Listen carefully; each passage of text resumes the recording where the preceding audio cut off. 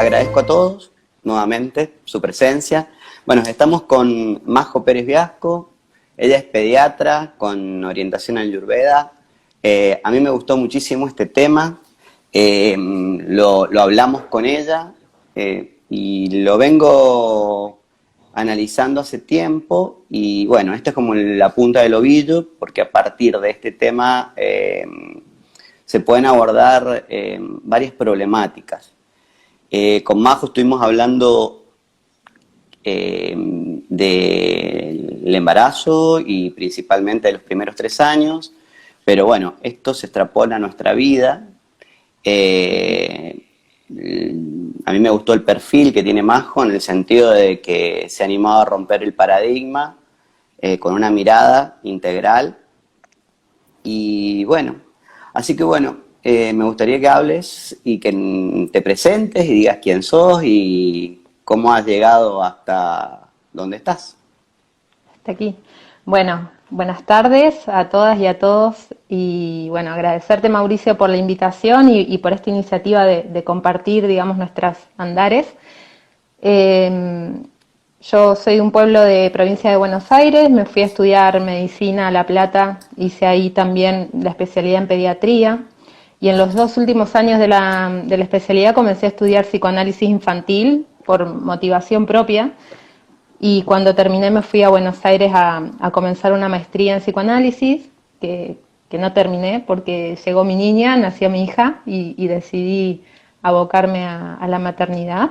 Y después continué con la formación de posgrado en Ayurveda y fitoterapia también, con una búsqueda que creo que es la de todas y las de todos quienes nos salimos tal vez de lo convencional de la medicina, de ampliar, de entender que hay mucho más de lo que por ahí nos enseñan en la carrera, que queda generalmente relegado al cuerpo, ¿no? Y esa falta de integración de las otras esferas que nos conforman.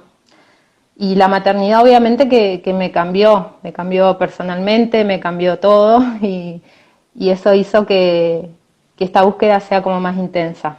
Así que bueno, de ahí vengo y por ahí voy. Seguro. Bueno, ¿y qué me podés contar del vínculo y la infancia? ¿Cómo lo abordás y qué es lo que te cambió en el abordaje que tenemos nosotros desde nuestro paradigma? Porque la verdad que cuando nosotros empezamos a estudiar desde otra óptica, nos damos cuenta de que el contexto y el texto, o sea, desde dónde venimos, el ambiente nos va moldeando y nos condiciona y se gestan un montón de patologías, traumas y etcétera. Y si no empezamos a comprender que tanto el ambiente, la alimentación, como el ambiente donde nos encontramos, estos factores antropogénicos que yo le llamo, porque ha cambiado mucho el contexto en estos últimos años, no nuestros genes, no tenemos una mirada sistémica, muchas veces nos encontramos con patologías o como que se le ponen etiquetas nuevas actualmente, y me parece que tenemos que empezar a entender lo que está sucediendo y este tipo de abordaje me parece que son muy válidos. Sí, para mí, bueno, como te decía, la mirada integral tiene que ver con comprender que somos un cuerpo, tenemos una mente y un espíritu, ¿no? Y que a su vez estas 3 partes que nos componen están insertas en un ambiente y que ese ambiente, el primer ambiente que habitamos es nuestro cuerpo, después es el útero de mamá, después salimos de nuestra mamá y el ambiente es ella y es nuestro papá en el caso de que esté o la persona que nos acompañe, luego el ambiente de la familia y la sociedad, ¿no? Entonces, que todo eso nos va influyendo desde la gestación, por eso es importante que quienes nos dediquemos a la pediatría entendamos que el acompañamiento del niño o la niña comienza desde la gestación. Para mí es fundamental y con muchas familias nos conocemos y vamos ahí acompañándonos desde que sus niños o sus niñas estaban en el vientre. Así que la experiencia cambia muchísimo, de saber, sí. No, seguí, que te quería preguntar que cómo veías el abordaje que hace la medicina o que hacemos en realidad, porque uno trata no separarse, pero por lo menos de darle otra mirada, de por ejemplo, de un control, ya la palabra control ya es compleja, de embarazo, por ejemplo, que en realidad nos encontramos con, a lo mejor con 5 ecografías, 6 ecografías, y sin ningún abordaje nutricional, por ejemplo, o como que se ha patologizado el embarazo. Sí, en esto, ¿no? Que la medicina apunta, creo que eso está cambiando, por suerte, pero siempre el enfoque estaba en el cuerpo, en lo orgánico. Somos células, órganos y reacciones químicas y todo va desde ese lugar. Y bueno, como decís, el embarazo parece que es una lista de estudios clínicos que hay que hacerse, donde muy pocas veces se le pregunta a la mamá, al papá o a la familia, digamos, cómo están transitando ese embarazo, qué emociones les está atravesando, qué situación económica, social, bueno, ¿no? Emocional, todo lo que también va a impactar, y sabemos, ¿no? Lo de la nutrición lo mismo, es muy frecuente saber que no se les ha preguntado a la mamá cómo se alimentan, qué elección de alimentación tienen, y a veces los errores vienen de eso, ¿no? De no saber preguntar y no saber, creo que es no saber acompañar. Sí, pero a mí se remite a una serie de laboratorios, determinaron muchas veces, obviamente que hay cosas que son necesarias, en realidad, y en realidad esto lo hablaba y esto lo he discutido, yo veo que actualmente nos estamos como en un cuello de botella evolutivo. Los cuellos de botella evolutivo, para que la gente entienda, suceden cuando la población disminuye.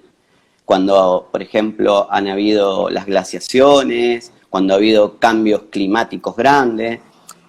Muchas veces ciertos cambios han sucedido en ese tipo de cuellos evolutivos. O sea, las personas, al haber un cambio climático, han tenido que migrar, han tenido que ir donde hacía frío, hacía calor, han cambiado la alimentación. Gran parte de nuestro sistema nervioso se ha producido por una situación de ese tipo, en la cual la población hace 74.000 años, esto está estudiado, o sea, en Java, o sea, en la erupción de un volcán, obviamente que las condiciones climáticas cambiaron, el sol, no había sol, o sea, la vegetación cambió, entonces se produjo una cantidad de migraciones a un lugar, a la costa africana, porque toda esta parte de Java estaba unida, y entonces la alimentación cambió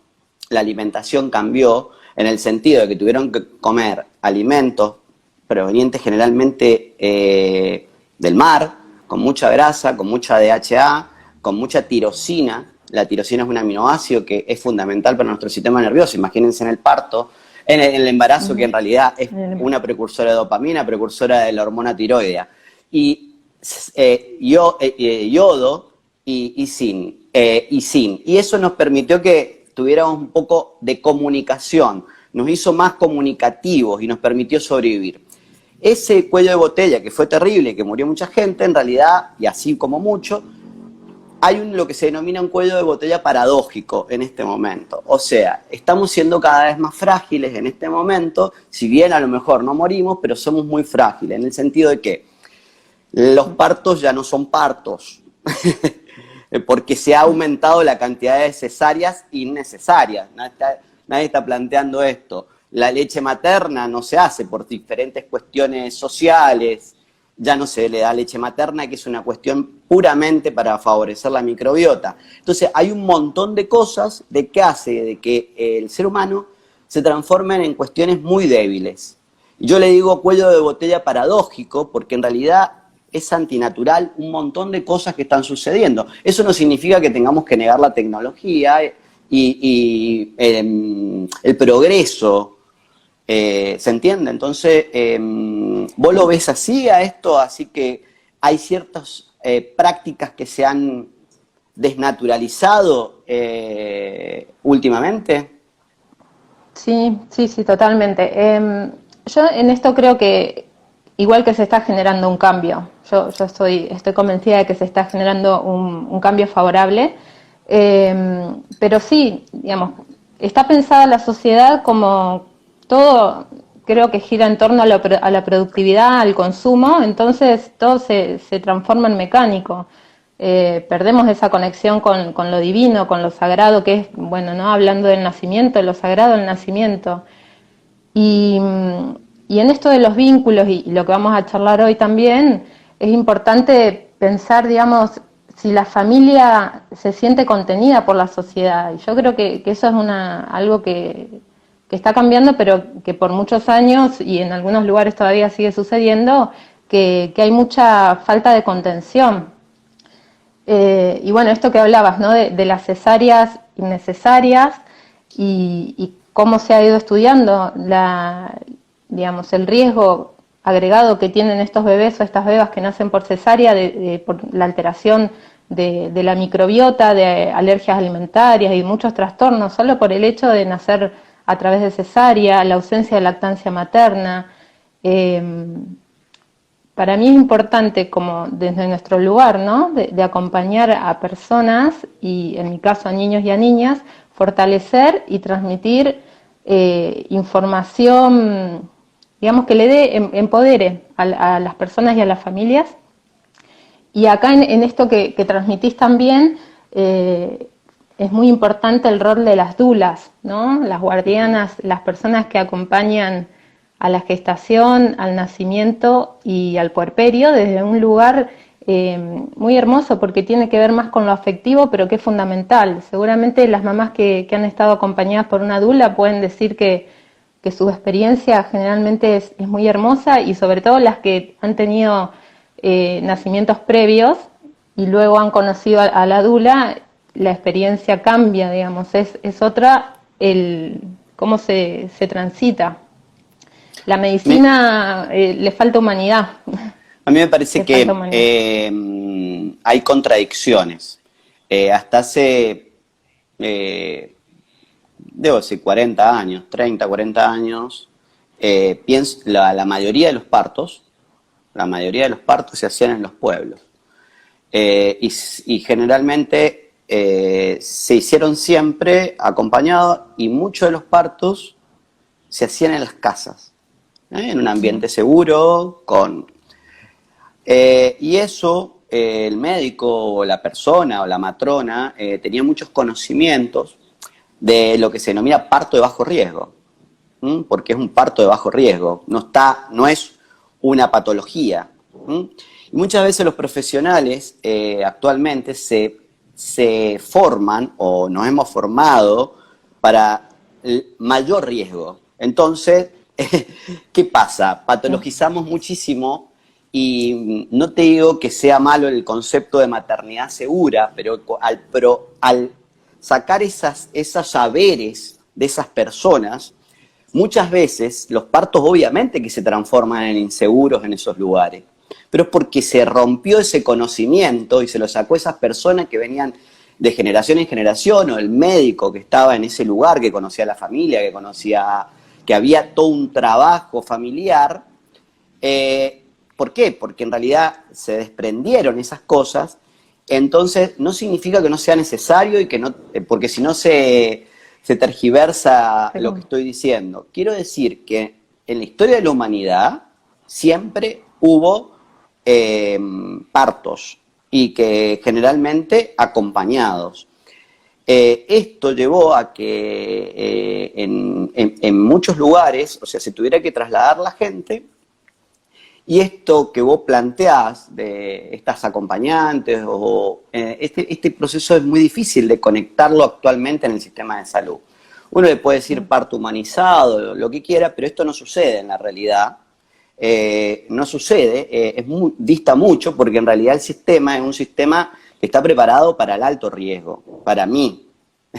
Entonces, cuando llegamos a tratar de humanizar un parto en una institución pública o privada, está deshumanizado, porque es todo protocolizado, fragmentado. Y entonces, bueno, sucede que a veces los padres no pueden estar en el parto, no pueden vivir la experiencia de generar ese vínculo. Lo que yo veo es que dependiendo del terapeuta, porque me parece que también hay terapeutas Sí. que están cambiando la lógica, y lo hemos hablado con muchos colegas, como el sistema está hecho para que a la comodidad del sistema de salud, muchas veces seguir una primigesta significa estar 24 horas. Y eso para un sistema de salud es caro. Entonces, ¿qué significa? Bueno, mirá, venite a tal hora, a tal hora, a tal hora, tac, cesárea, y generamos, porque tenés tal cosa, obviamente, porque muchas veces las cesáreas han salvado muchísimas vidas, y es una práctica que ha funcionado. El problema es el exceso de cesáreas que hay innecesarias, y que en realidad para mí hay una generación de miedo en una persona que le da miedo. Obviamente los padres no van a acceder a tener esto. Entonces es muy complejo, es para problematizarlo,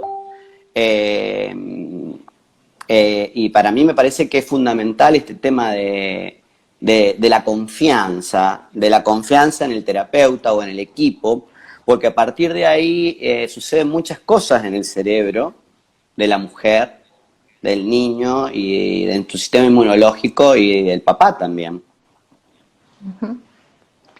Sí, bueno, es esto que mencionás recién, ¿no? Si nosotros llegamos a ese proceso, a ese momento, que es lo más sagrado, que creo que podemos atravesar quienes decidimos ser mamá, y lo vivís con miedo, y te sentís sola, y te sentís que estás desprotegida, porque no permiten que te acompañe la persona que vos querés, o porque no te están tratando con amor, producimos muchas sustancias que también impactan obviamente y afectan a nuestro bebé, a nuestra beba. Eso, digamos, se sabe y está comprobado.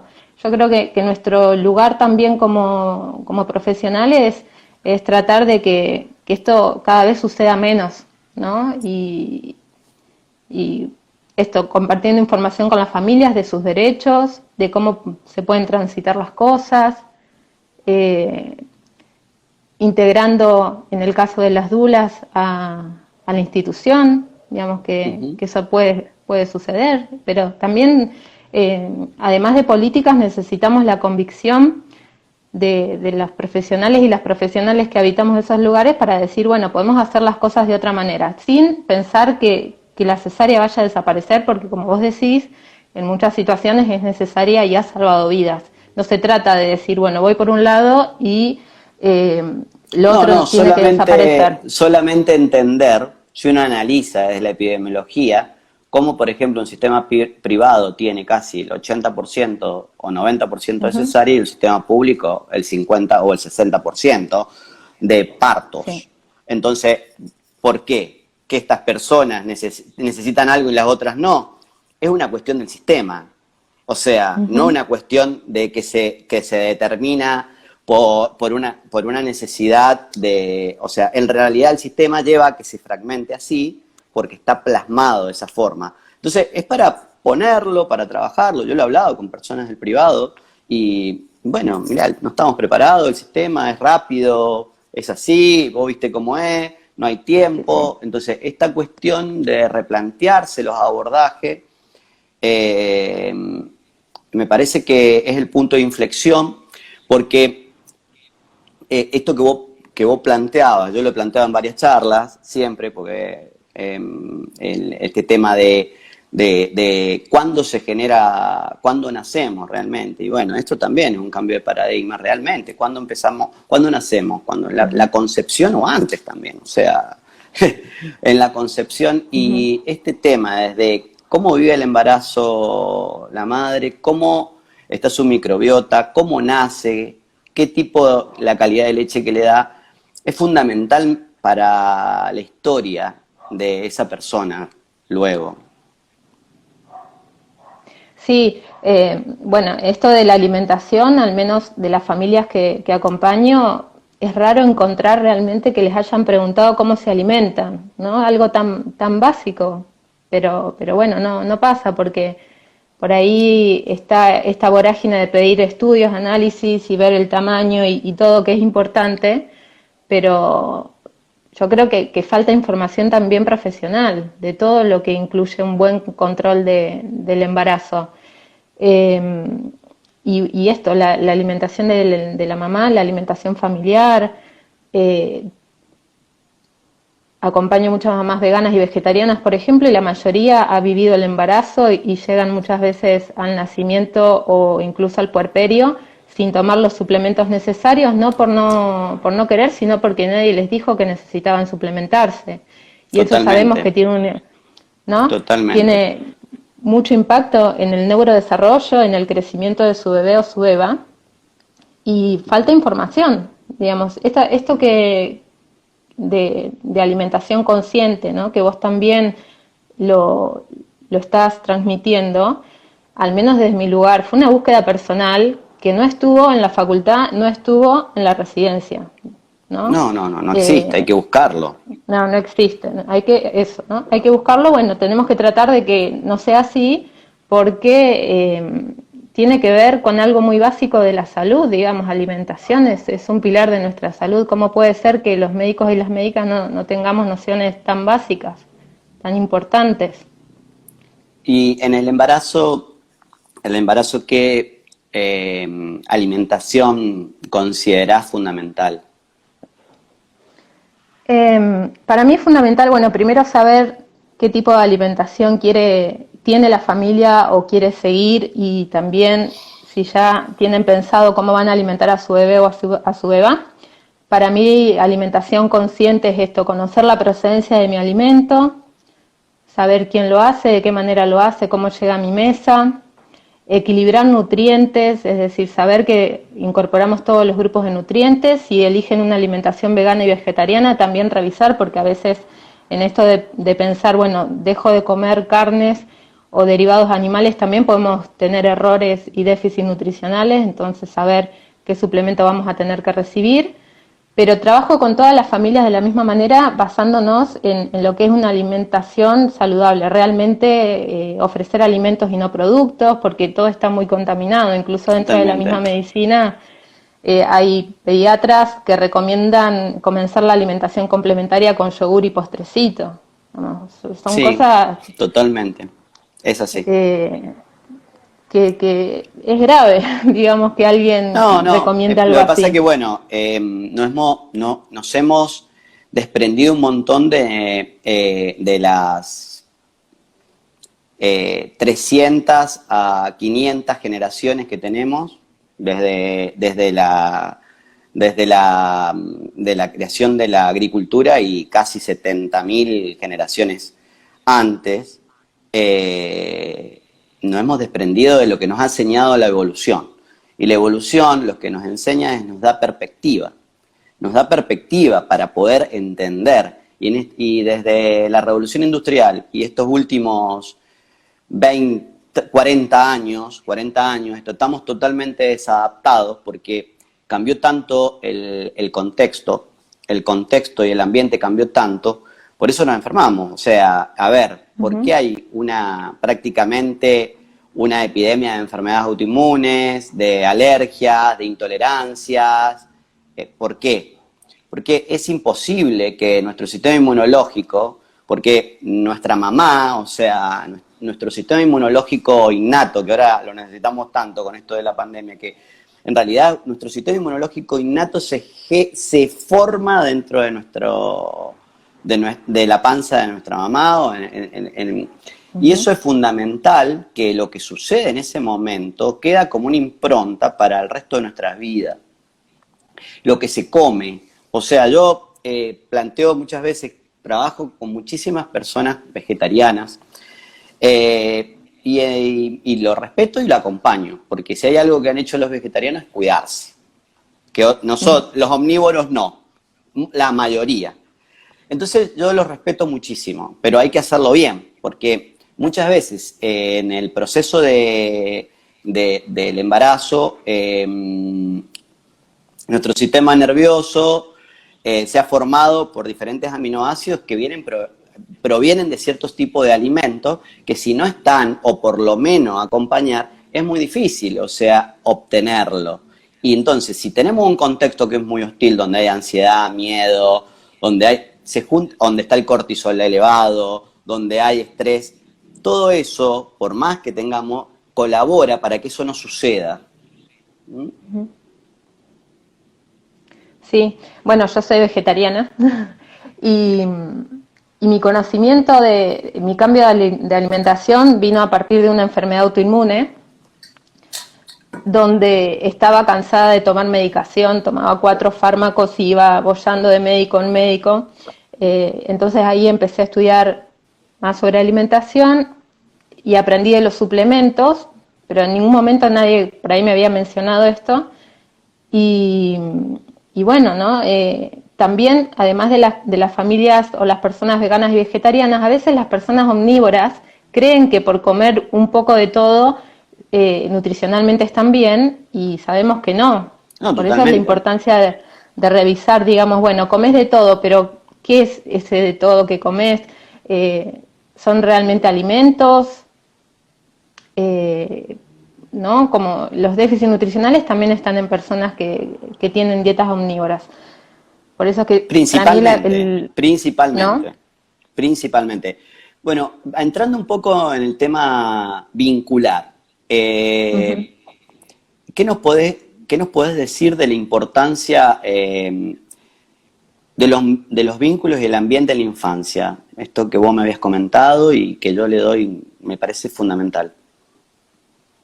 Bien, bueno, volviendo a esto ¿por dónde empezamos? Un tema muy amplio, pero bueno, primero para mí es considerar esto de los ambientes que vamos habitando, ¿no? Nuestro cuerpo, el útero, el abrazo, el sostén cuando nacemos, la familia y luego la sociedad, y cómo todo se está interrelacionando, y muchas cosas que vemos hoy en día de nuestra sociedad tienen que ver con los descuidos, ¿no? de las cuestiones vinculares. Importantísimo para mí es saber cómo han transitado esa familia el embarazo, porque esas emociones también, digamos, se hacen carne en su bebé o en su beba, porque eso se ve, ¿sí? Lo veo como pediatra. Y cuando nacemos, a mí me gusta mucho Winnicott, que es un pediatra era pediatra y psicoanalista infantil, que él habla del abrazo, ¿no? La manera en que sostenemos a nuestro bebé, a nuestra beba, ya instaura un modelo de sostén que lo vamos a tener a lo largo de toda la vida. Entonces, ese primer abrazo, si es contenedor, hace que el bebé comience a sentir, durante los primeros meses, los bebés y las bebas no tienen distinción que son un ser separado de mamá. Hay como una simbiosis que es necesaria para la subsistencia, ¿no? Pero ese abrazo, la manera en que le sostenemos, va a hacer que progresivamente sepa que, bueno, yo soy otra persona de vos. Si por el contrario eso no se genera adecuadamente y le sostenemos hablando del sostén, ¿no? De la importancia de algo que por ahí muchas veces ni se piensa. Si el abrazo no le da seguridad, ya algo se empieza a romper en ese bebé o en esa beba, porque está en un estado de alerta constante porque se siente en amenaza, ¿no? Cuando recién nacemos tenemos los instintos bien primitivos ahí a flor de piel. Después la manera en que manipulamos el cuerpo, cómo le sostenemos, cómo le cambiamos, y le miramos a los ojos y lo hacemos con suavidad, el masaje, las caricias, eso permite que su mente empiece a alojarse en su cuerpo. Y luego está lo que llama Winnicott la presentación objetal, cómo de a poquito este bebé o esta beba se empieza a diferenciar de la mamá, a decir, bueno, yo soy un ser aparte y mi mamá existe por sí misma y tiene su vida. Entra en juego obviamente el rol del papá o de quien acompañe a la mamá, de la familia y de la sociedad, y todo eso, digamos, tiene una secuencia y debe hacerse de una manera adecuada, con la anticipación. Bueno, son un montón de procesos, pero que la mayoría no se tienen en cuenta cuando pensamos en la infancia, y esto nos marca toda la vida, digamos, por algo hablamos de que los 3 primeros años de vida son tan importantes, ¿no? Y para mí me gustó esta frase que compartimos para el vivo de hoy, que si cambiamos el comienzo de la historia, cambiamos la historia entera, y creo que tiene que ver por ahí también en lo personal, desandar nuestra historia y decir, bueno, ¿en qué lugar estoy hoy? ¿Cómo estoy? Y mucho tal vez de las cosas que nos falten entender o que tengamos que sanar, probablemente tengan que ver con la infancia, con los primeros años. Totalmente. Gran parte de lo que yo he hecho es por mi historia. Entonces, en este momento he estudiado bastante epigenética y la sigo estudiando para entender el rol esto de los genes, cómo se expresan y cómo el contexto puede determinar ciertas cosas. Que podemos tener ciertos genes, pero en realidad la expresión de esos genes van determinados por el ambiente. Y que ese ambiente puede estar en la gestación, pero también puede venir de antes. Y eso es sumamente importante porque también nuestras generaciones o nuestra historia, cómo vivió el embarazo nuestra abuela de nuestra mamá, uh-huh. y 2 o 3 generaciones, que parece algo como esotérico, pero no, porque en realidad está visto en la expresión y cómo en los procesos de metilación y acetilación, en la expresión, que si no suceden ciertas cosas en ese periodo, que yo le llamo, yo lo hablé con vos, pero que es un periodo entre la concepción y los 7 años, pero los 3 años es fundamental, eso se expresa. Lo de la generación, lo transgeneracional. Entonces es fundamental cómo podemos cambiar, porque si no estamos predestinados por los genes. Entonces, ¿cómo podemos cambiar la historia?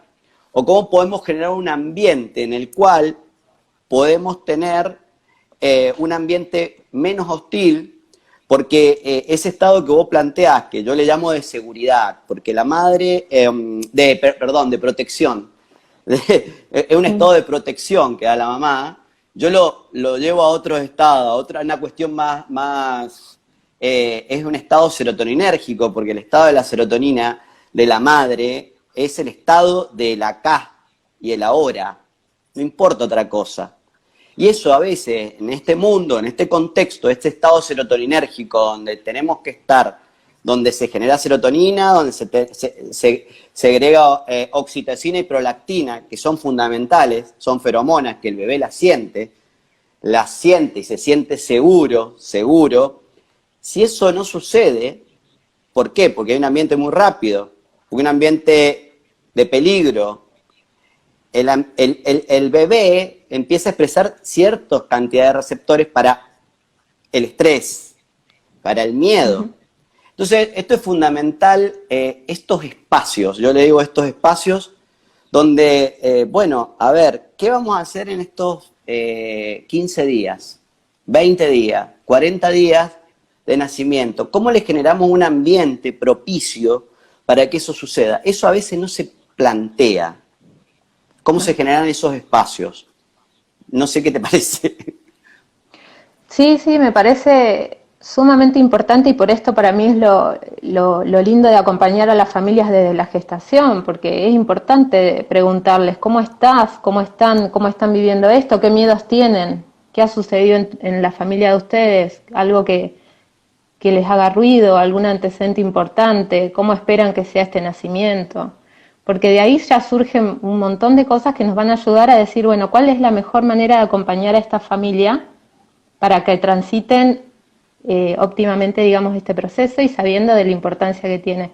Pero muchas veces no, como vos decís, Mauricio, no se habla de esto, ¿no? Entonces después, y a mí me pasó como mamá, estaba con mi bebé ahí en brazos y con algunos conocimientos de medicina, pero sentía que no sabía qué hacer, que no sabía por dónde comenzar y que había un montón de cosas que no me las habían dicho. Entonces, si bien cada una vive la experiencia de la maternidad y paternidad individualmente, ¿no? Con todo el bagaje que traemos, ayuda muchísimo que alguien te acompañe y te diga, mira, puede suceder esto, esto es importante hacerlo, tenerlo en cuenta porque le hace bien a tu bebé y les hace bien a ustedes, ¿no? Y la preparación del hogar, de todo lo que implica la llegada del bebé o la beba a nuestra casa, y que no es solamente lo físico. ¿Cómo lo planteas? Porque nosotros estamos hablando del mundo ideal.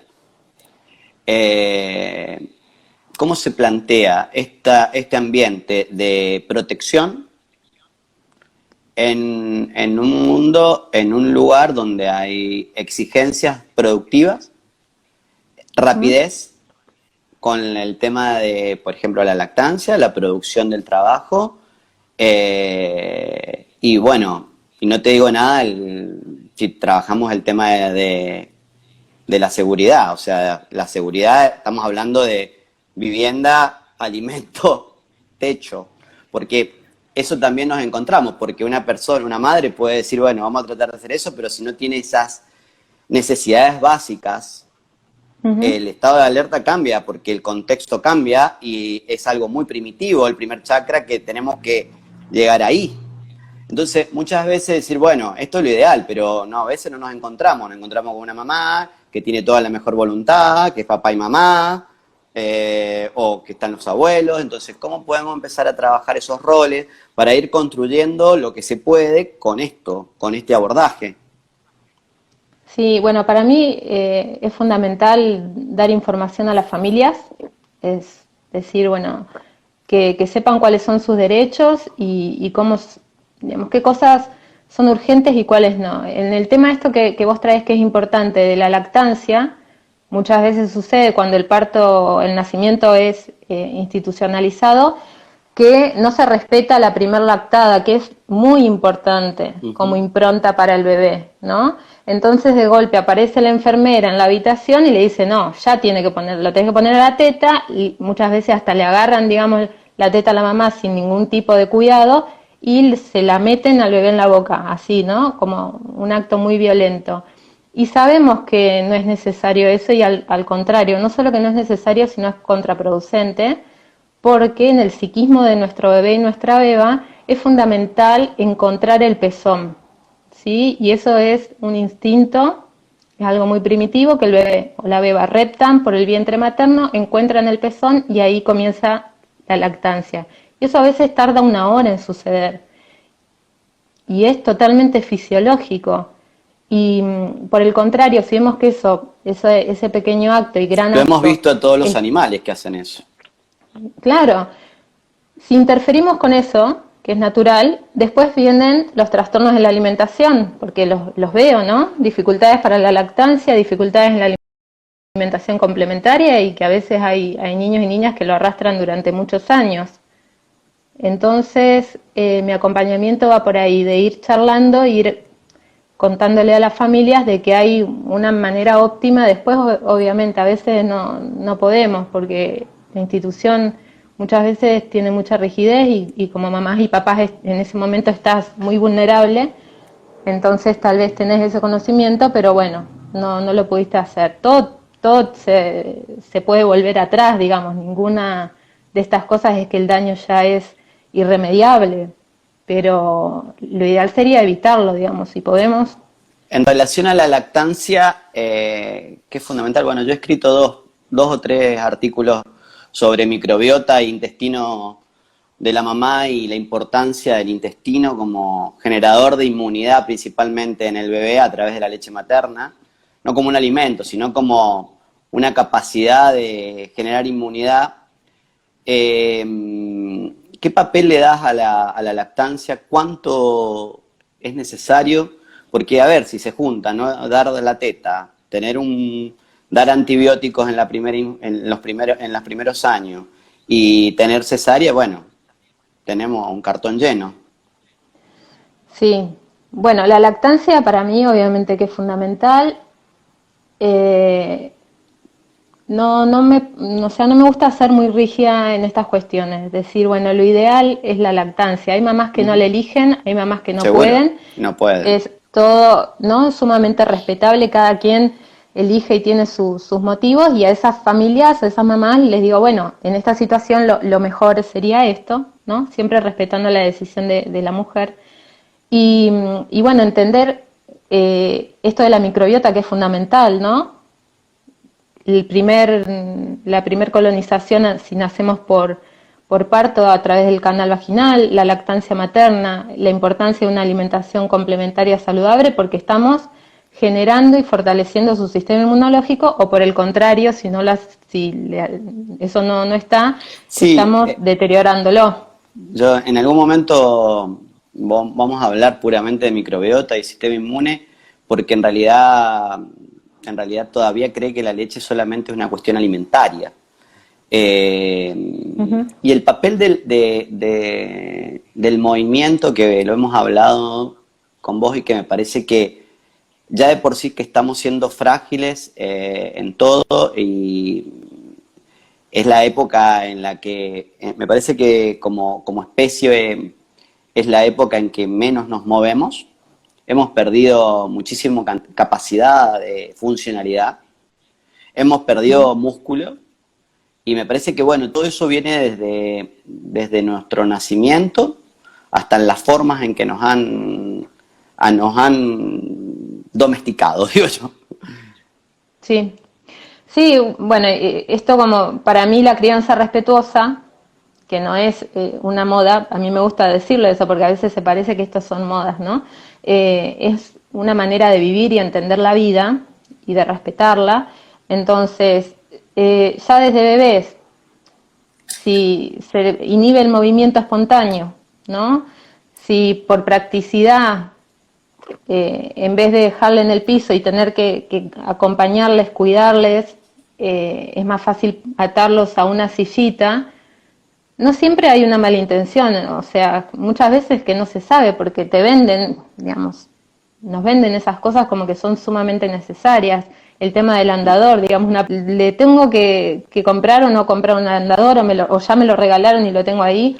Bueno, el movimiento libre es fundamental, no solo, y que es re importante por todo lo que es la motilidad, la fuerza muscular, la absorción del calcio, ¿no? El ejercicio fundamental para el proceso de formación de hueso, no solamente porque parece que el calcio está en la leche de vaca nada más, ¿no? Es muchísimo más importante el ejercicio Sí, para tener huesos fuertes. totalmente. En algún momento también voy a hablar de la leche porque la verdad que es difícil, lo he vivido de chico porque en realidad eh, el calcio en realidad a veces se hace una intervención desde un alimento, y que en realidad hay otros alimentos que también tienen la misma cantidad o aportan más. Más. Sésamo, molido, Uh-huh. brócoli, en las cantidades, y en realidad tampoco se aborda desde la nutrición.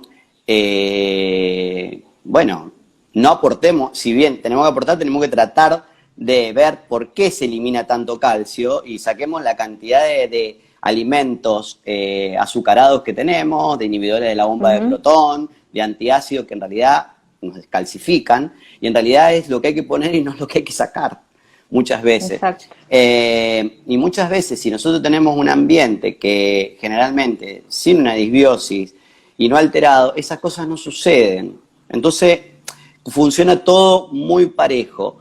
El tema de la leche, que en realidad en un ambiente muy complejo, muy hostil, puede ser un muy buen alimento, si Uh-huh. es de muy buenas características, pero no es un alimento prioritario. Exacto. Sí, sí, Esa sí. es una Y opinión mía. no, la comparto, la comparto. Bueno, y esto de movimiento libre tiene que ver también mucho con la autorregulación, ¿no? El niño o la niña que se le permitimos un movimiento espontáneo va a ir conociendo su cuerpo, va a ir descubriendo hasta dónde puede, de a poquito, tratando de llegar un pasito más, pero es fundamental que lo haga por sus medios. Y eso está también sumamente conocido y demostrado, que cuando el adulto o la adulta, digamos, interfiere en eso que naturalmente el bebé está realizando, hacemos macana. Eh, No, y bueno, eso también va ligado, ¿no?, con la alimentación complementaria, seguir la misma corriente. ¿Y en qué consistiría eso, por ejemplo?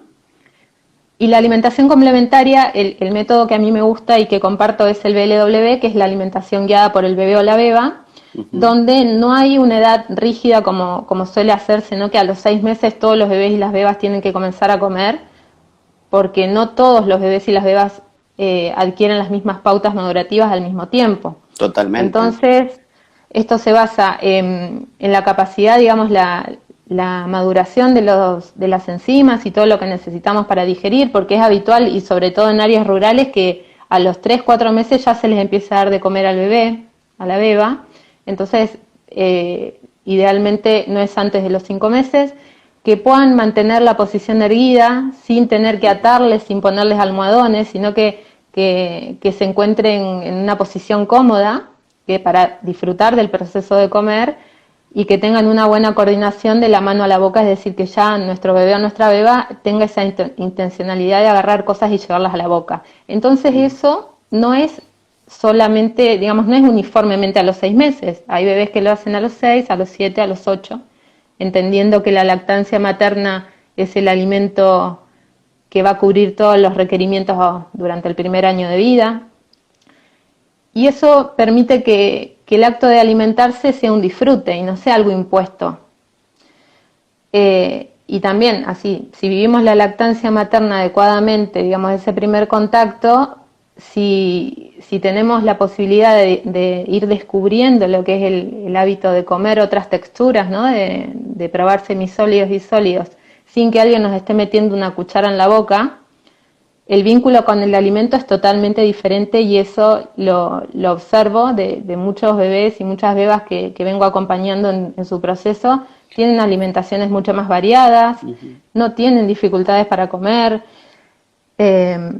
Bueno, es muchísimos beneficios, pero parte de lo mismo, ¿no? De conocer, respetar la diversidad, de decir, no somos, cada persona tiene sus ritmos y sus tiempos, y permitirles la autorregulación y el autodescubrimiento.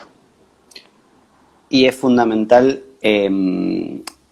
o sea, yo siempre aprendo de la evolución, porque en la evolución nunca ha habido yogur ni azucarados a los 6 meses, ni papilla. Puede ser que la madre haya masticado y le haya dado masticado algún alimento a su hijo, pero muchas veces, obviamente, que tiene que estar acompañado, porque si hay algo, esto que vos planteabas, en un contexto antiguo, siempre hubo tiempo, un espacio. Y el problema de ahora es que no se genera el tiempo. Obviamente, el tema es que muchas veces este tema de la masticación o del chupar y del tirar se perdió, porque en realidad solamente una cuestión de semisólidos y de papillas, que en realidad es de tirar, de la psicomotricidad, que yo le digo, bueno, tienen que tirar acompañado, no estamos hablando de que le vamos a dar algo redondeado que se pueda ahogar, estamos hablando de que pueda tirar, y siempre lo hicieron, y chupar, porque estimula muchísimo.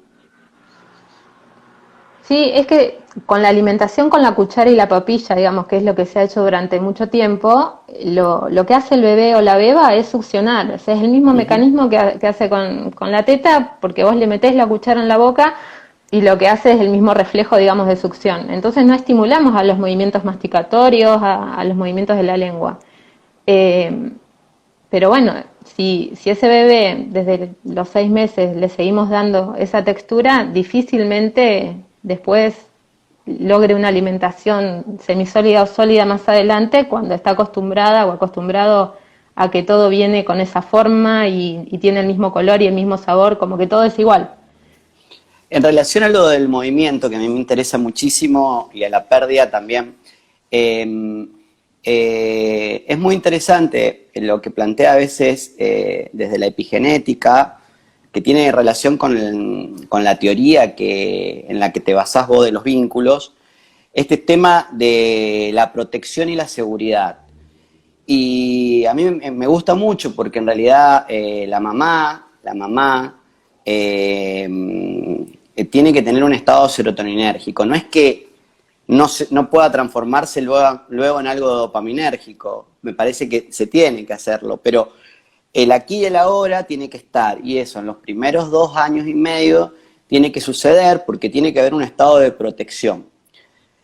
Yo por eso, luego de eso, tiene que existir un estado de seguridad. Y ese estado de seguridad no lo da la mamá en ese momento, o se tiene que transformar, porque muchas veces no significa que tiene que ser una figura paterna, masculina, pero tiene que ser cualquiera persona que esté, porque en realidad, en ese momento, el estado de seguridad es fundamental también porque son estados como evolutivos. La seguridad es fundamental para caerse, para aprender a hacer movimientos, y si tenemos un estado de protección, eso no sucede. Y lo hemos visto, muchas veces se pasa del estado de seguridad al de control. Y, ¿o no? Bueno, Sí, sí, sí, sí. entonces yo muchas veces entender que hay figuras que son fundamentales, no significa que tiene que estar el papá, puede ser una mujer, otra mujer, un abuelo, pero en realidad tienen que poner esa figura de seguridad para que el niño se sienta seguro y en un ambiente de protección, porque si no viene el control y a veces hay ciertas situaciones que se generan si eso no sucede. Y yo lo veo, ese contexto donde tiene que haber seguridad, el chico quiere estar solo, automáticamente lo agarran y necesita estar solo porque es su estado en ese momento, y eso hasta los 7 años es fundamental, y a veces eso es lo que planteamos. Yo digo, bueno, está en un estado serotoninérgico, hay que soltar y eso hay que retrabajarlo.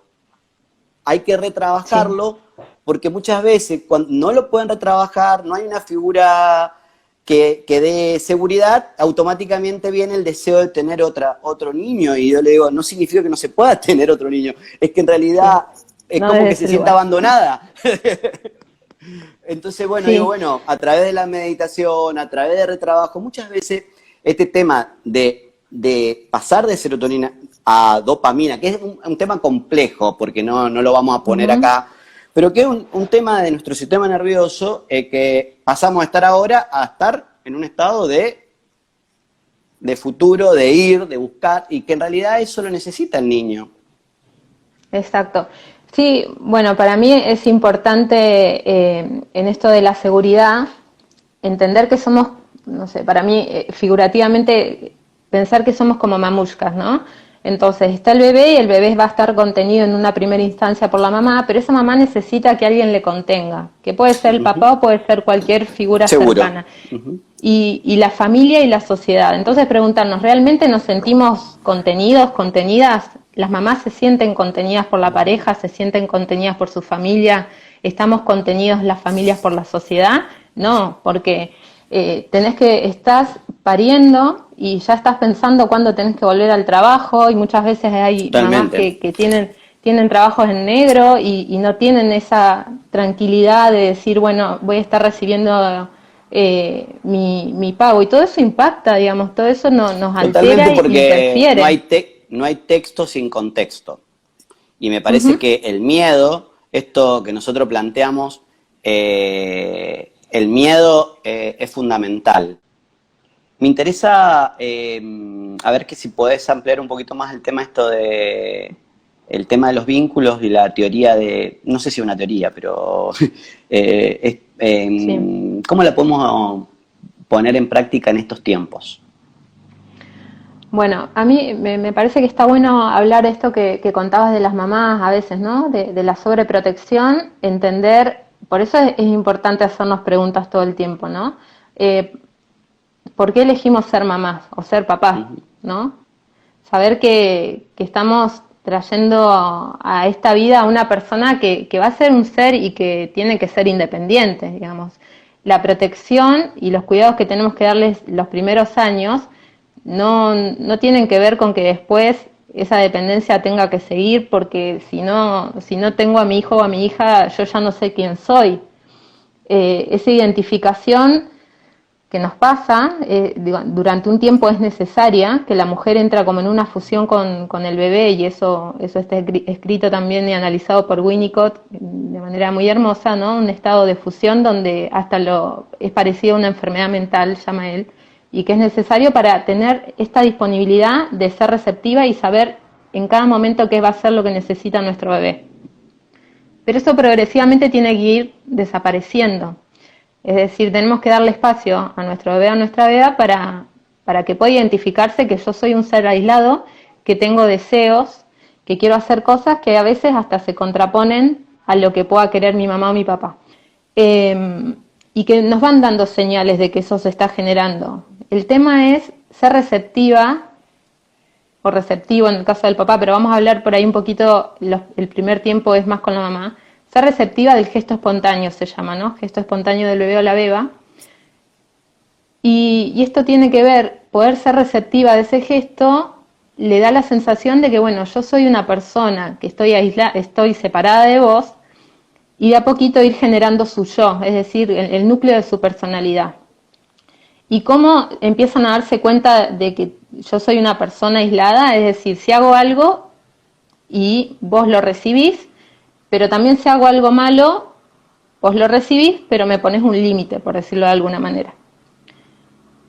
Y pueden angustiarse, esto se ve mucho, por ejemplo, cuando el bebé o la beba muerde la teta a la mamá o le pega, que son maneras de ir autoidentificándose y entender que hay un otro, hay una otra, que me entiende, que recibe mi gesto, aunque tal vez sea agresivo, pero que me pone un límite.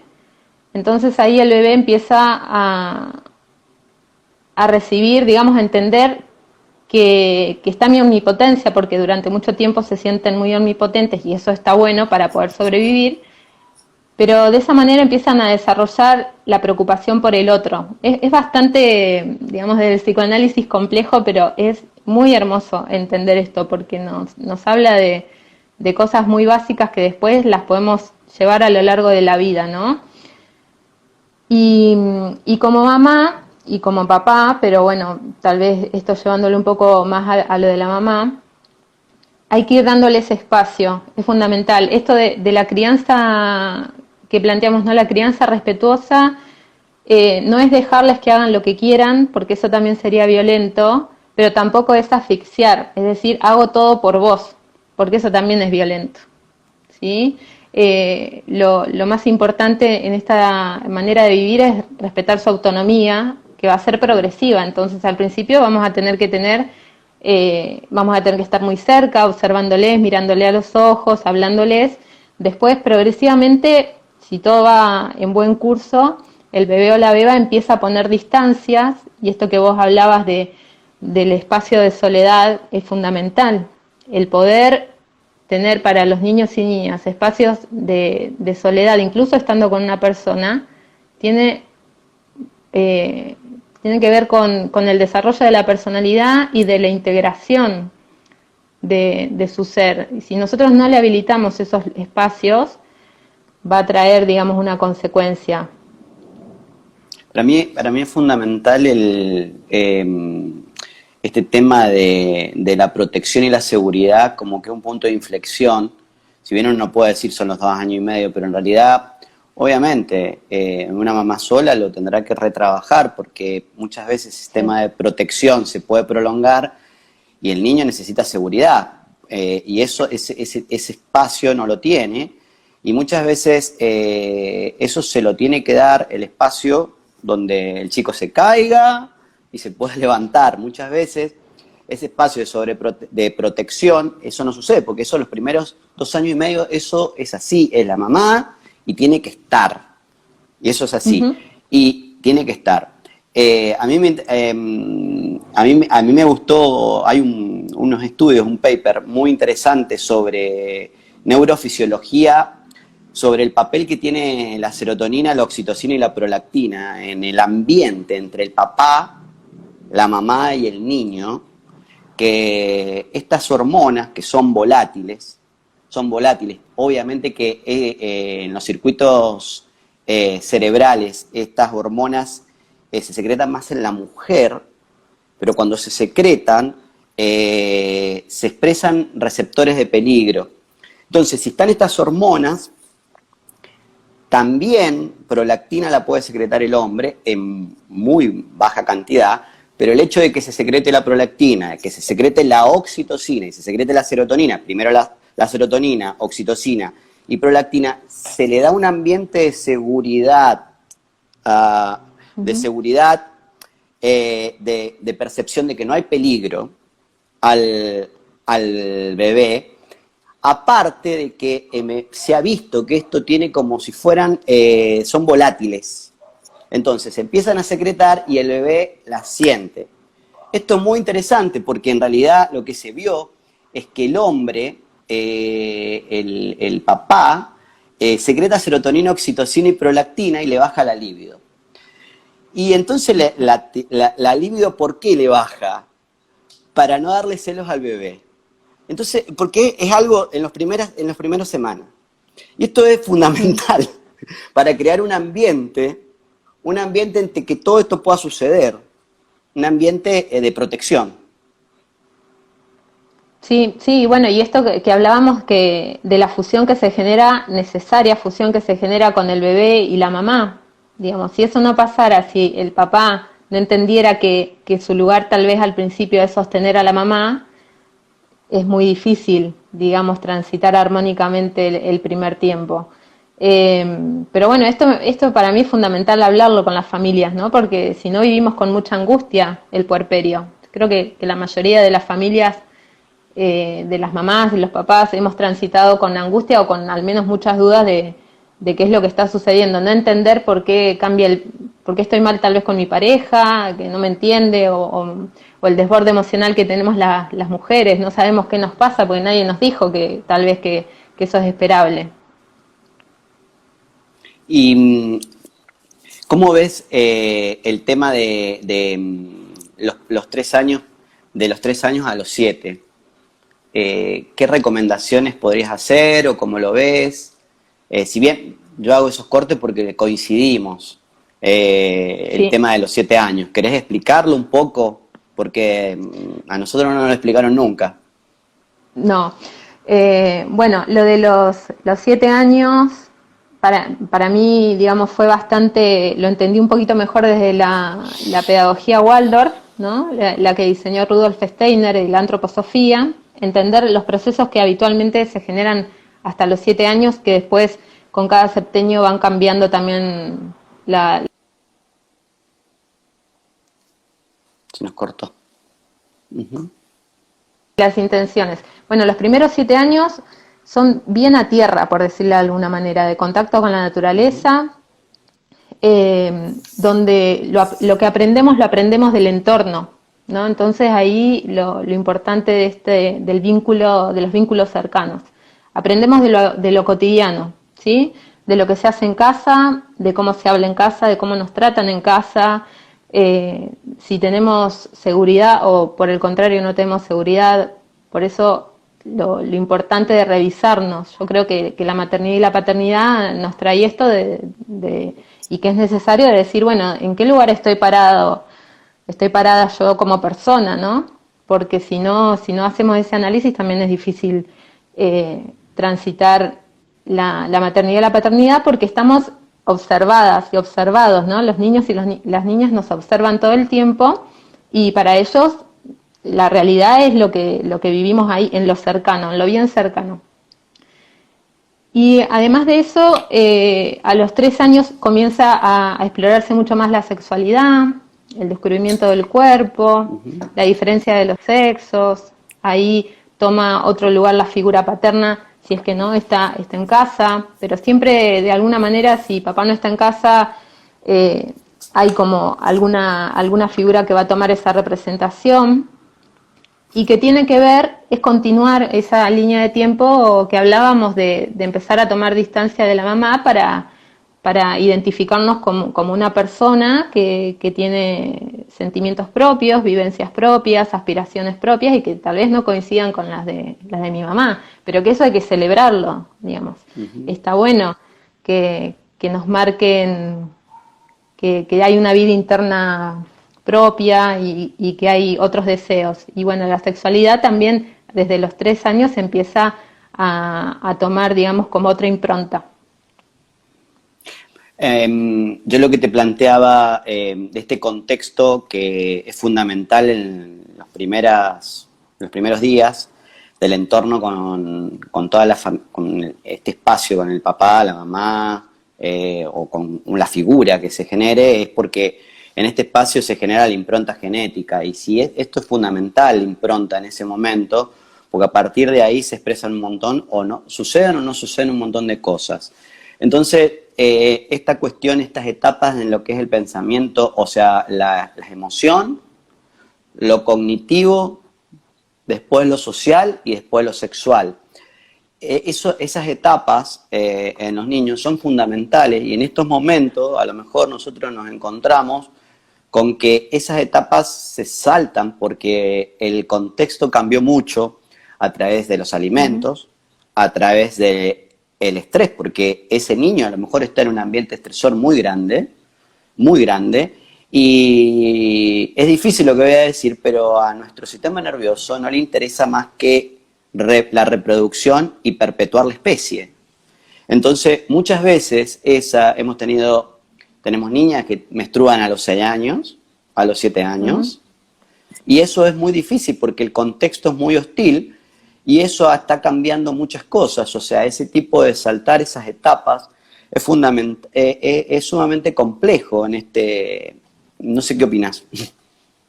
Sí, sí, bueno, también viéndolo desde todos los lugares, todas las observaciones, la nutrición, ¿no? Los alimentos que la mayoría de los niños y las niñas consumen, o lo que nos quieren hacer comer, que está lleno de sustancias que son disruptores endocrinológicas y que tienen un impacto en el ritmo, digamos, en el desarrollo puberal, por ejemplo, en las niñas, en los niños también, que eso se está viendo, digamos, el aceleramiento de esos procesos naturales que antes ocurrían la menarca tal vez a los 12, 14 años, y hoy vemos que la mayoría de las nenas a los 9, 10 años ya está con su primer menstruación. El ritmo de crecimiento en estatura que está relacionado con eso, y después, como vos decís, el ambiente estresor. Yo creo que vivimos en una sociedad que está súper estimulada, y los niños y las niñas lo sufren muchísimo, donde tal vez su desarrollo madurativo no está a ese nivel, y le estamos dando demasiada información o pidiéndoles demasiado para lo que tienen, digamos, posibilidad de hacer o de no hacer. Y bueno, y ahí aparecen los trastornos. No, que es fundamental el tema de lo que yo te decía de la protección y la seguridad para generar un pensamiento emocional, o cómo gestionar las emociones, porque si hay algún tema en el cual nosotros como sistema educativo no abordamos, es la gestión de las emociones.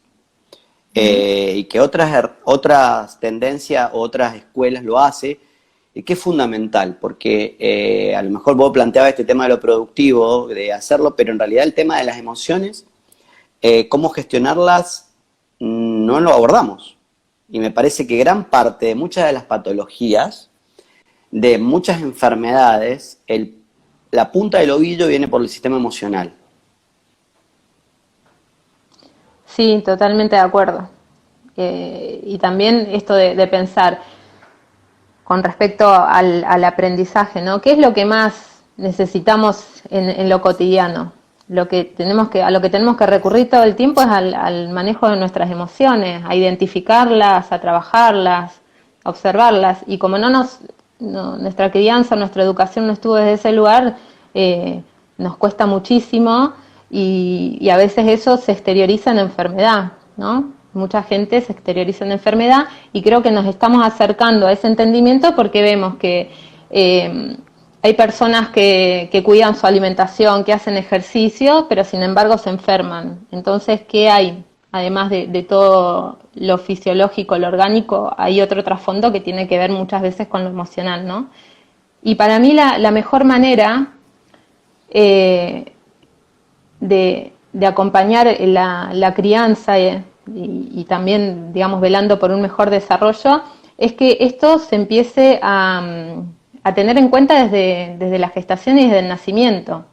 Es decir, ¿cómo voy a alojar a este niño, a esta niña en mi hogar? Entender que es una persona, porque esto parece así como que está dado por hecho, pero no, a veces no, de la mirada, los ojos, de reconocerle, de tener cuidado en cómo trato su cuerpo, en la caricia, la importancia de la caricia, del masaje, de sentirme contenido, contenida, y a medida que va creciendo, que se va desarrollando el lenguaje, que al principio es preverbal, es decir, no nos pueden verbalizar las cosas, pero sí hay comprensión y ya se están generando los circuitos neuronales para luego poder hablar. Y cuando llegue el momento de hablar, también acompañarles en el día a día, en el reconocimiento de las emociones.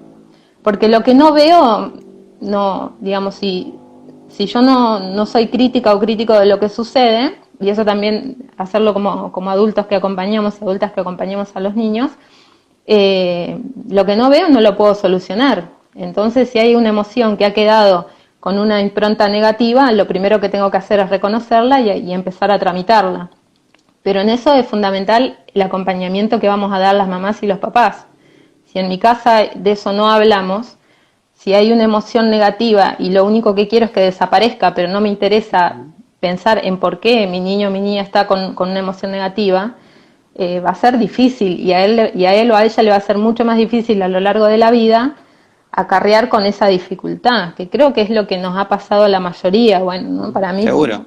todavía es No, algo porque que... aparte acá nadie estamos planteando, porque en realidad nuestros padres han hecho lo que han podido, en el contexto que han podido. Lo importante es darse cuenta nosotros de poder, porque si no muchas veces tenemos mandatos familiares y muchas cosas se van transmitiendo. Entonces la idea es, bueno, podernos dar cuenta de no transmitir un montón de cosas que han sucedido. Es difícil plantear esto. Yo te quería hacer una pregunta como pediatra, ¿qué cambiarías del abordaje de la pediatría? Y también, ¿qué mejorarías en este contexto? Porque también nosotros estamos planteando contextos ideales, pero en realidad es un contexto bastante complejo, muy rápido, que ha cambiado, el entorno cambió muchísimo, hay un entorno muy veloz, donde nuestro sistema inmunológico se ha desadaptado. No estamos adaptados para comer lo que estamos comiendo, no estamos adaptados para estar tanto tiempo sentados, no estamos adaptados para no movernos, pero hay mucha información y el sistema educativo sigue funcionando como hace 50 años. Si bien hay mucho cambio, ¿qué se podría cambiar para mejorar, para que no sea una cuestión de empezar de poner tanta información? Porque yo lo que veo es que hay una sobreinformación en este momento. Y después de la pediatría, ¿qué vuelta de rosca? Hay varios pediatras conectados, los he visto. ¿Por qué? Porque en realidad nosotros, la idea también es desaprender cosas para poder adaptarnos al cambio contextual y poder repensar nuestras prácticas. Sí, bueno, primero diría que nos tenemos que animar, nos tenemos que animar a lo diferente, a entender que estamos rodeados y rodeadas de diversidad, que venimos de la diversidad, la naturaleza está llena de diversidad y bienvenida sea, pero el mundo va en contra de eso. Entonces, esto, ¿no? Sentir que hay una manera diferente de hacer las cosas y para mí todo es, tenemos que volver a las bases en cuanto a la alimentación, una alimentación real, sin agroquímicos, sin paquetes, sin tanto marketing, volver a los vínculos reales, ¿sí? Porque ahora estamos en una situación especial donde, bueno, la tecnología nos está ayudando de cierto modo a mantener una continuidad, pero no perder de foco lo real del abrazo, de la caricia, de la mirada, del afecto, pero del afecto ahí al lado nuestro, lo mismo que las compañías, el acompañamiento de la familia Para mí hay cosas que sirven como a modo de consejos, pero después cada familia tiene su realidad y tenemos que acompañar desde ese lugar y creo que nos falta como pediatras, ¿no? Eh, animarnos a buscar otras maneras de acompañar y dejar de querer uniformar todo, ¿no? Porque nos forman así, para una misma patología se da esto y listo. Y no, digamos, nada, ningún Bueno, tratamiento es igual a otro. imagínate que lo hemos hablado,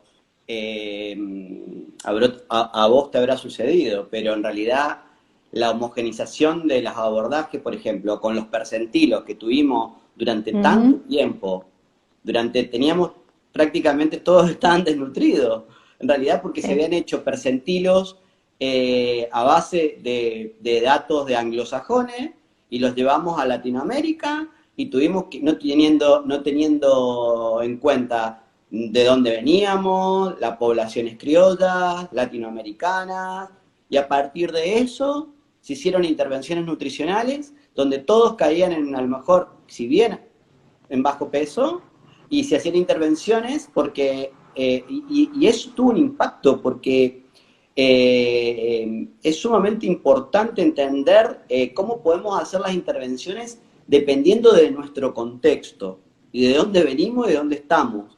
Porque a partir de eso clonamos cosas europeas o de Estados Unidos, que si bien hay cosas muy interesantes y que hay conocimientos, pero tienen que estar adaptados a nuestro entorno y a nuestro contexto. Ujú. Entonces, es sumamente, en este momento, que en realidad tenemos prácticamente una epidemia de obesidad en estratos, en diferentes estratos sociales, y que en realidad también desde salud se sigue abordando de la misma forma, porque en realidad nos está pasando por Sí. encima, porque en realidad son chicos desnutridos, pero con obesidad.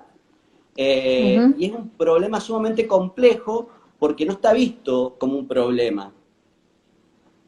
Sí, y bueno, eso es re importante y también traigo una cosa que habías mencionado antes, ¿no? Y que para mí es importante decirlo, de que parece que estamos hablando de algo ideal y que tal vez que no está disponible para todas las familias. Bueno, si desde nuestro lugar, cada persona, desde el lugar que sea, ¿no? Como persona que habito esta tierra, empezamos a entender que hay otra manera de vivir y que tenemos que volver a las raíces, volver al campo, ¿no? Porque el alimento es fundamental y a través de eso todo lo que se va generando, una educación que sea más amorosa, que esté más relacionada con lo que los niños y las niñas necesitan y no con lo que el adulto o la adulta espera. Cuando empecemos a hacer eso, digamos, empieza a crecer de manera cooperativa, porque no nos enseñan a vivir de manera cooperativa, sino que todo hay que competir porque parece que tiene que sobrevivir el más apto, vamos a dar protección a las personas que tal vez en este momento no están pudiendo acceder a lo que algunos sí, ¿no? Como una alimentación de calidad. Uh -huh. Pero si la gente empieza a tomar valor de lo que significa realmente tener un buen alimento, una buena educación, no va a terminar siendo algo a lo que muy poca gente pueda acceder, sino que empiezan a ser derechos. Y también nosotros y nosotras como profesionales, empezar a estar más pendientes de lo social, ¿no? Porque a veces, si no, parece que salimos de la facultad y no sabemos hablar de otra cosa que no sea de medicina, no sabemos de historia, no sabemos de sociología, no sabemos de antropología, no sabemos de arte, y tenemos un rol en la sociedad. Sí, pero para mí el hecho de lo que vos planteás hace a la práctica clínica que sea de calidad. Porque uno Uh-huh. no puede, su práctica clínica no la puede, tiene que estar adecuada al contexto y entender los procesos históricos.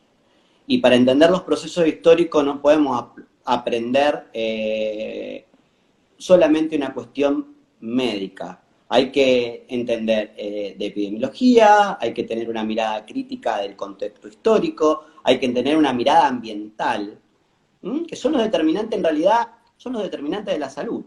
Los Uh-huh. modos en que estamos viviendo, nuestro ambiente y cómo nos relacionamos con ese ambiente, porque no somos el centro del universo, somos parte de este ecosistema. Entonces, obviamente que para mí es sumamente valioso poder entender todo, a veces no, a veces decir que no lo sabemos todo, pero poder tener una mirada crítica y tener, acercarse a lo que se llama una epidemiología crítica. Generalmente tenemos que tener en cuenta que tenemos que tener miradas epidemiológicas. No es lo mismo las intervenciones en un barrio vulnerable que en una zona, y muchas en una zona urbana, clase media alta. Muchas veces las intervenciones se hacen clonadas. Entonces, muchas veces desde la atención primaria o desde los hospitales, la mirada es una mirada muy reduccionista en el sentido de que son clonadas las intervenciones. Y me parece que ahí está el rol de poder decir, bueno, cambiar, pero obviamente que muchas veces nosotros estamos presionados porque el sistema, desde lo macro, de lo meso, baja en línea. Entonces muchas veces uno no puede, porque la mirada no es una mirada flexible. Entonces, bueno, es todo un desafío de construcción y desde las bases ir tratando de construir cosas. Sí, y también, Mauricio, es importante desde lo profesional, ¿no? La cooperación y acompañarnos y animarnos a decir, bueno, esto no sé, o qué es esto que estás haciendo vos, tu mirada, desde qué lugar viene, cómo llegaste a ese conocimiento. Porque creo que hay muchos más profesionales que quisieran hacer ese salto, pero tal vez no se animan porque, como vos decís, el sistema no nos ayuda. Bueno, a mí me parece que ha sido una charla muy rica. Ha sido un conversatorio, en realidad, a lo que hemos hecho. Sí. Acá no estamos... Yo te planteaba que no iba a ser entrevista. En realidad, si bien era un conversatorio, porque la verdad que estamos problematizando algo, hay cosas que no sabemos. Hay gente que puede estar de acuerdo con nosotros y otros que no. ¿No? Se puede Y está construir desde el buenísimo. disenso. Y a lo mejor, y como el conocimiento es dinámico, a lo mejor lo que estamos diciendo ahora, el año que viene, es otra cosa. La idea es que nos flexibilicemos y nos podamos adaptar, porque la idea es que el problema de este último tiempo es que hemos perdido la capacidad de adaptarnos. Y el que sobrevive es el que se adapta. Bueno, no sé si querés decir algo, yo te agradezco muchísimo. No, bueno, Muchísimo la invitación y acceder a la entrevista o a este conversatorio. bueno, para mí también agradecerte por la invitación y celebrar esta nueva, digamos, mirada sobre la medicina, ¿no? De entender todo lo que involucra la salud. Ahí vi que vas a hacer un vivo también con Nati, con la nutricionista, y estuve Ahora, mirando porque los de estoy agroecología. tratando, voy a hablar algo de, si bien la zona fuerte mía son algunas cuestiones duras, no las he hecho. He tratado de ir por otros caminos. A Nati la conozco, me parece que hay que fortalecer a la gente que se ha animado a romper los paradigmas, porque es como una tribu esto. Entonces, yo la verdad lo veo muy valioso a esas personas que se han animado a saltar del tren en un entorno tan complejo. Entonces, bueno, vamos a hacer con ella como con otras personas que estén dispuestas a este conversatorio, porque de esto vamos tejiendo vínculos, vamos generando vínculos y se va generando otro espacio, un espacio con perspectiva, reflexivo, porque la idea es esa y se va generando salud, porque lo que estamos tratando es generar salud. Posteriormente vamos a hablar de sexualidad, un tema que yo lo toco, lo estoy tocando, me interesa muchísimo porque la sexualidad está dentro de la pirámide de necesidades y muchas veces se toma como algo que está aislado y lo vamos a tocar, vamos a ver con quién. Es un tema que me interesa mucho, así como hipotiroidismo, como enfermedades metabólicas, como enfermedades autoinmunes, que es un tema que lo manejamos como deporte, como movimiento, pero la idea es que sea un espacio reflexivo y de poder entender,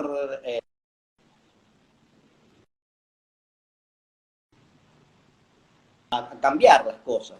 Así que bueno, te agradezco muchísimo. Bueno, gracias, un placer. Bueno, Gracias a todas las personas que nos acompañaron también. que fueron muchas.